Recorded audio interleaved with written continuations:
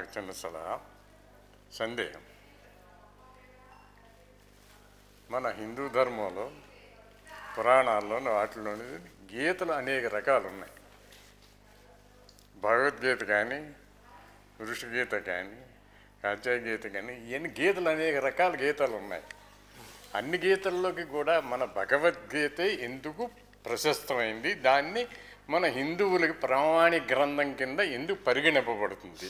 దానికి చిన్న సంశయం, నాకు వచ్చిన సంశయం ఏంటంటే, అన్ని గీతల్లో కూడా నువ్వే భగవంతుడివి అన్న సంశయం కూలంకషంగా చెప్పబడింది. అలాగే వేదాల్లో కూడా ప్రజ్ఞానం బ్రహ్మ, తత్వమసి, అహం బ్రహ్మాసి, అయమాత్మ బ్రహ్మ, ఈ నాలుగాటికి కూడా అర్థం ఒకటే. అవును, నువ్వు పరమాత్మ, ఆత్మే, నువ్వు భగవంతుడివే అనేది.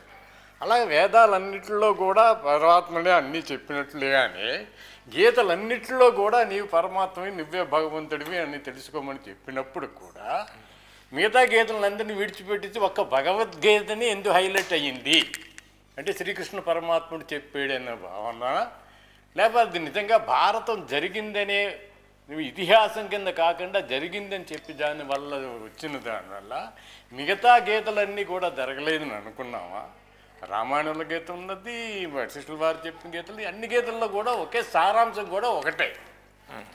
అన్ని సారాంశాలు ఒకటే అయినప్పుడు భగవంతుడు అన్నిటిలో ఉన్నాడు అని చెప్పేసి ఒకే భగవంతుడు ఒకే దాంట్లో చూసుకోమని చెప్పగలిగినప్పుడు భగవంతుడు కూడా నువ్వు ఏ దేవతలు పూజించినా, నువ్వు ఏ దేవతలు అన్నిటికీ నేను నిన్ను ప్రోత్సహిస్తున్నాను ఆ దేవతలు పూజించడానికి చెప్పినప్పుడు మళ్ళీ నన్నే భగవంతుడు నన్నే పూజించు, నాకే పూజ చేయి, నన్నే చేయమని ఆయనతో చెప్పినట్టు, అలాగే మన హిందువులు కూడా అనేక రకాలైన దేవతలను కానీ వాళ్ళందరినీ పూజిస్తూ ఉండేటప్పటికి ఒకే భగవంతుని ఒకే ధ్యానంతో ఎందుకు ఉండటం లేదు?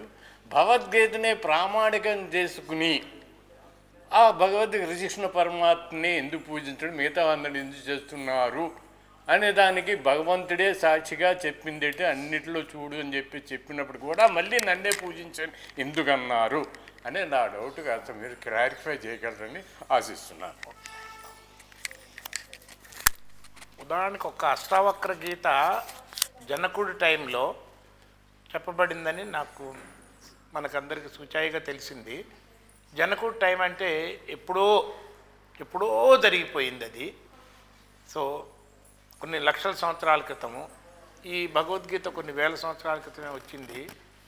మనం భగవద్గీతలో 4వ అధ్యాయంలో మొదటి శ్లోకం తీసుకున్న 2వ శ్లోకంలో ఏవం పరంపరా ప్రాప్తం ఇమం రాజర్షయో విదు సకాలేనేహ మహత యోగో నష్ట పరంతప అని చెప్పినట్టు చాలా కాలం అవటం వల్ల ఇందులో జ్ఞానం అందుబాటు లేకపోయింది.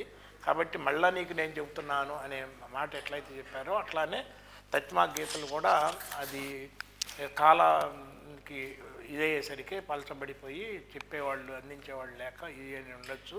తర్వాత ఇది రకరకాల కారణాల వల్ల ఇది ఉంటుంది. తత్మా వివరాలు మళ్ళీ లోతుగా శ్రీనివాస గారు చెప్తే 2 మాటలు ఒక్క నిమిషంలో ఏదన్నా చెప్పగలిగితే చెప్పేసేయండి.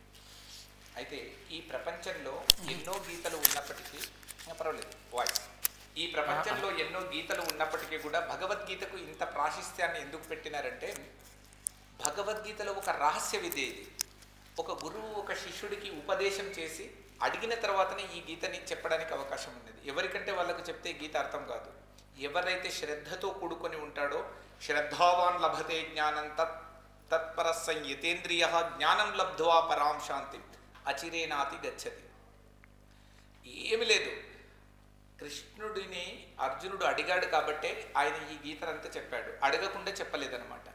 ఆ అడగడం అనేటటువంటిది ఏ విధంగా మనమందరం కూడా ఉన్నాము. గురువులని ఏ విధంగా అడగాలి, అడిగితే వాళ్ళు ఏమి చెప్తారు, ఏ విధంగా మనకు నేర్పిస్తారు విద్యను అనేటటువంటిది తెలుసుకోవాల్సిన అవసరం ఉన్నది. పరమాత్ముడు ఉన్నాడు, జీవుడు ఉన్నాడు, ప్రకృతి ఉన్నది. అల్ప చైతన్యము కలిగినటువంటి మానవుడు అనంత చైతన్యముతో తాదాత్మ్యము చెందడమే యోగము. ఆ యోగం గురించి పరిపూర్ణంగా పరిశుద్ధంగా సర్వశాస్త్రాల సారంగా వివరించి చెప్పింది కృష్ణుడు అర్జునుడికి. అక్కడ కృష్ణుడు అనే పదం లేకుండా భగవంతుడే స్వయంగా అర్జునుడికి చెప్పాడు.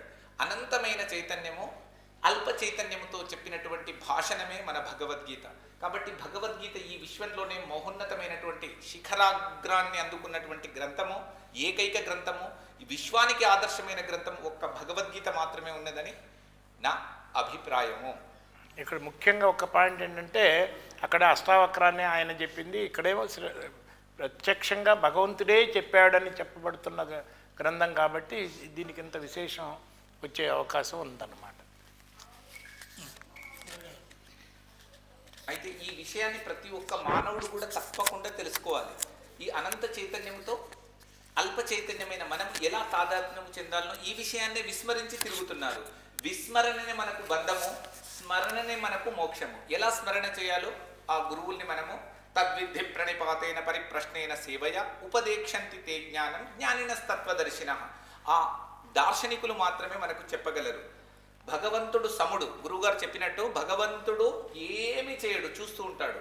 కానీ ఆలు రానివాడికి అక్షర జ్ఞానము కలిగిన వాడికి కూడా సమానం.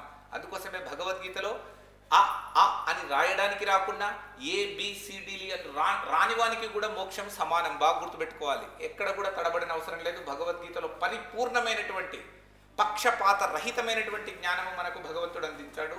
ఆ జ్ఞానాన్ని కనుక మనము పొందితే అనంతమైన సుఖము ఇక్కడనే ఉన్నది, ఇప్పుడే ఉన్నది. లేకపోతే గురువుగారు ఒక ప్రశ్న అడిగారు ఇంతకు మొదలు, మానవ జన్మకు తర్వాత మళ్ళీ జన్మ ఉంటుందా అంటే 100% ఉంటుంది. ఎందుకు? తస్మాత్ శాస్త్రం ప్రమాణంతే కార్యాకార్య వ్యవస్థితో జ్ఞాత్వా శాస్త్ర విధానోక్తం కర్మ కర్తుమిహారసి. తప్పకుండా శాస్త్ర ప్రామాణికంగా చెప్తుంది భగవద్గీత. దాంతో నా ప్రశ్నకి సమాధానం సరిగ్గా నేను అనుకుంటున్నాను. నేను మాకు తెలియదు.